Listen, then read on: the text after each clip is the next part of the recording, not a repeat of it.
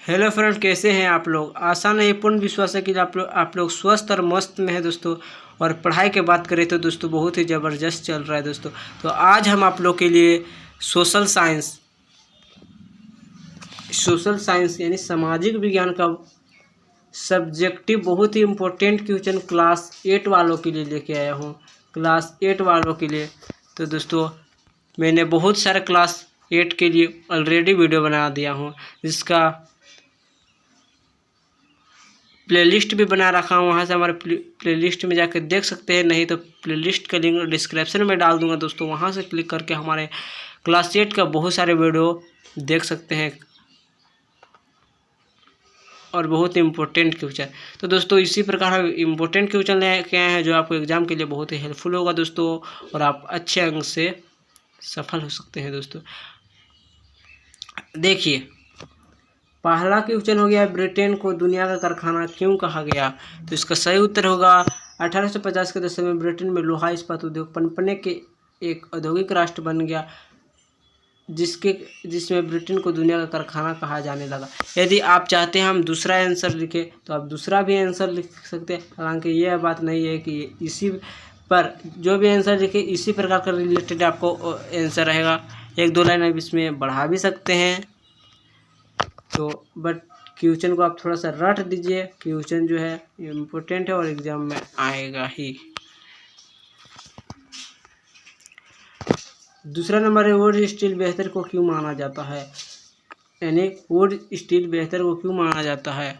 जैसा कि आप देख सकते हैं, यह टीपू सुल्तान की था और इम्पोर्टेंट क्वेश्चन भी है। टीपू सुल्तान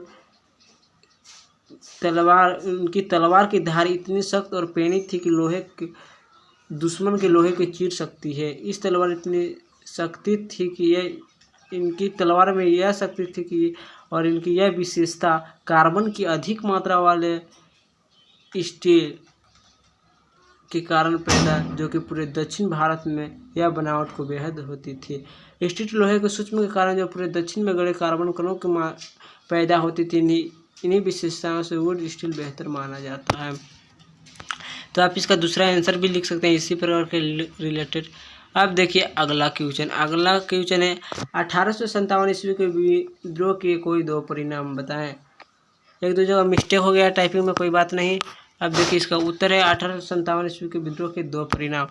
चलिए देखते हैं अब इसका आंसर। देखिए इसका दो परिणाम आप लोग को लिखना है। तो यहाँ देखिए क ख का पॉइंट वाइज लिखना है, ताकि जो एग्जामिनर जो कॉपी चेक करने वाले रहेंगे वो ध्यान से अच्छे से देख सकते हैं। कंपनी के शासन का अंत हो गया तथा भारत में ब्रिटेन लागू पार्लियामेंट का शासन गया। और देखिए दूसरा पॉइंट में लिखना है आप लोगों को, भारत में ब्रिटिश सेना की सभा बढ़ा, पूर्णतः अंग्रेज सेना की संख्या को, यहाँ पर होता है संख्या को तोपखाना न भारतीय सेना का विश्वास कम कर दिया गया। अब देखिए क्वेश्चन को ध्यान से देखिए, 1857 ईस्वी को विद्रोह कब और कैसे शुरू हुई। यानी 1857 की क्रांति कब और कैसे शुरू हुई। तो आप लोग इसका लिखना है, 1857 की क्रांति 9 मार्च को शुरू हुई। हलचल के 9 मार्च को बैरकपुर मार्च 18 क्रांति की प्रथम 9 मार्च को हुआ था। देखिए बैरकपुर में हुआ था 1857 ईस्वी को, बंगाल में, जहां मंगल पांडे नामक भारतीय सिपाही ने अपने ब्रिटिश अधिकारी को गोली मार दी है। वहां के सैन्य दल तत्काल था अब भंग कर दिया गया, परंतु फिर भी विद्रोह की खबर पूरे देश में फैल गई थी दोस्तों। आज जल्दी से अनेक भारतीय शासकों तो भारतीय जनता मिलकर उनको साथ दिया, अंग्रेजों को देश से निकालने के लिए युद्ध किया। यानी अंग्रेजों को देश से निकालने के लिए युद्ध भी किया था। अब देखिए अगला क्वेश्चन को ध्यान से देखिए, विलियम बेंटिंग से पहले सती पर रोक लगाने के लिए किन लोगों ने प्रयास किए। तो आप लोग को इसका सही उत्तर लिखना है। विलियम बेंटिंग से पहले सती प्रथा पर रोक लगाने के लिए यहाँ पर होगा मुगल शासक अकबर, पेशवा कार्नवालिस और लॉर्ड हेस्टिंग।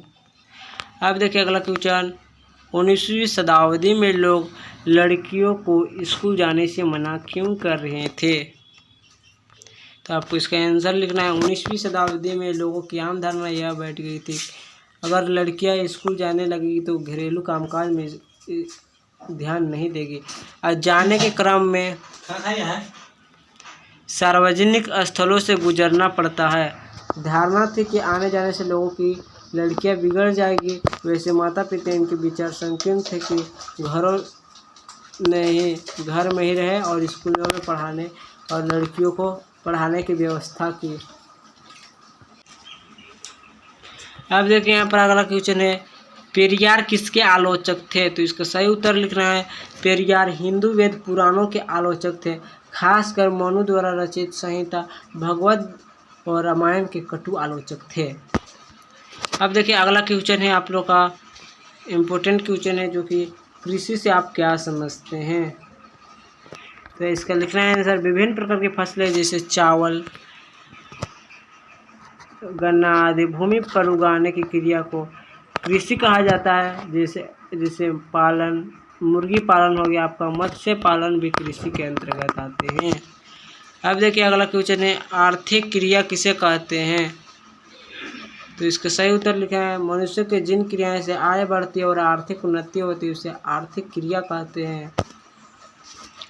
अब देखिए अगला क्वेश्चन है आप लोग का, अगला क्वेश्चन है जनसंख्या घनत्व क्या है? तो इसका सही उत्तर लिखना है आप लोग का, धरातल के प्रति वर्ग किलोमीटर रहने वाले लोगों की संख्या को जनसंख्या घनत्व कहा जाता है। सबसे अधिक जनसंख्या घनत्व दक्षिण मध्य एशिया में है। उत्तरी अमेरिका का उत्तरी भाग, अफ्रीका का सहारा मरुस्थल क्षेत्र तथा दक्षिण अफ्रीका का अमेजन वन क्षेत्र में जनसंख्या घनत्व है दोस्तों। अब चलिए आप लोग अगला क्वेश्चन है देख सकते हैं। अगला क्वेश्चन है, मानव एक संसाधन है कैसे? यानी हम लोग भी एक संसाधन है, पर हम लोग किस प्रकार से हैं? चलिए देखते हैं। लोग ही सबसे बड़े संसाधन होते हैं। प्रकृति की देन उस समय जब लोगों की महत्वपूर्ण होती है, उपयोगी होती है। यानी प्रकृति की देन उस समय बहुत महत्वपूर्ण होती है जब हम लोग के लिए उपयोगी होती है। मानव अपनी आवश्यकताओं और योग्यताओं से उसे संसाधन शिक्षित में परिवर्तित कर सकते हैं। मानव ने अपनी आवश्यकताओं और योग्यताओं को पूर्ति करने के लिए उन्हें संसाधन में परिवर्तित कर देते हैं। यानी संसाधन में परिवर्तित और आवश्यकताओं के अनुरूप संसाधनों का विकास करते हैं। कौन लोग विकास करते हैं? जो शिक्षित और स्वस्थ लोग ही तो संसाधन का विकास करेंगे। अनपढ़ लोग क्या जानेंगे? सामाजिक न्याय क्या है? तो इसका सही उत्तर है, सामाजिक न्याय किसी भी समाज की वह स्थिति जिसमें समाज न्यायोचित सभी लोगों की भागीदारी होती है, जिनके भी सामाजिक, आर्थिक और राजनीतिक किसी भी तरह का भेदभाव किए जाने होने से तो लोगों के भेदभाव असंतोष पैदा होती है। यानी किसी भी प्रकार का सामाजिक, आर्थिक और राजनीतिक किसी प्रकार का भेदभाव होता है तो उन लोगों को असंतोष पैदा हो जाती है दोस्तों। अब देखिए आप लोगों का अगला क्वेश्चन है, टिस्को की स्थापना क्यों की गई थी? तो इसका सही उत्तर है, 19वीं सदी में भारत आमतौर पर ब्रिटेन में स्टील में आयात कर रहा था। कोयले के विशाल अयस्क भंडार थे, लेकिन उसे निर्यात किया जाता था। भारत में रेलवे के विस्तार, इस्पात की मांग काफ़ी बढ़ गई थी, उसे पूर्ति मांग पर, और यहाँ पर देखिए होता है यहाँ पर व्यापारिक लाभ को देखते हुए टिस्को की स्थापना की गई थी। अब देखिए अगला क्वेश्चन है, राजा राम मोहन राय ने जाति व्यवस्था की आलोचना के लिए किन माध्यमों का सहारा लिया? क्वेश्चन को थोड़ा ध्यान से सुनिए दोस्तों। तो यहाँ पर देखिए, राजा राम मोहन राय जाति व्यवस्था करने वाले की आलोचना चुना।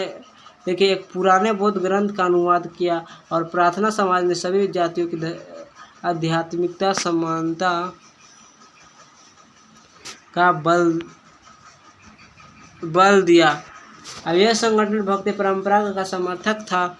जाति उन्मूलन के लिए काम करने के लिए बम्बई में परम होने के लिए 1840 मंडली का एक गठन। इस समाज सुधारकों और संगठकों का सदस्य के कई लोग ऊंची जातियों के थे लेकिन उन्होंने निचली जातियों के आंदोलन किए। अब आप लोग का अगला क्वेश्चन है, देखिए बाल श्रम क्या है। बाल श्रम क्या है?